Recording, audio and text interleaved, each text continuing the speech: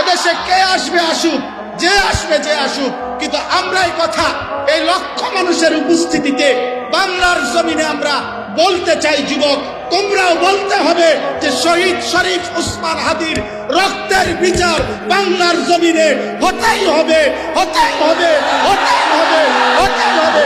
দাঁড়ায় বলো ইমানদার, বলো যুবক, দাঁড়াও নওজোয়ান, দাঁড়াও নওজোয়ান, বলো ইনশাআল্লাহ।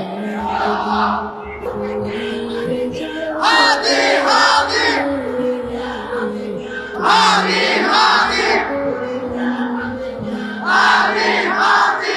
মাশাআল্লাহ, এই দাবি আমাদের একদিনের জন্য বন্ধ করবা না, বলো ইনশাআল্লাহ।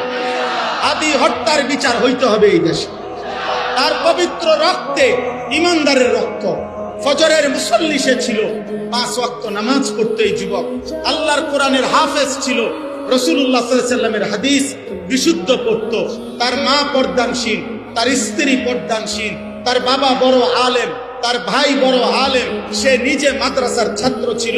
আল্লাহ বলছে, যুবক রাজনীতি তো বহুত জনে করে, কিন্তু ইমানদার যুবক তোর ফজরের সেজদা 5 ওয়াক্ত নামাজের বরকতে আমি আল্লাহ তোর ঈমানও গ্রহণ করলাম, দেশ প্রেমও গ্রহণ করলাম, দুইটা মিলাইয়া 18 কোটি মানুষের চোখের পানির ভালোবাসা তোকে আমি দিয়ে দিলাম।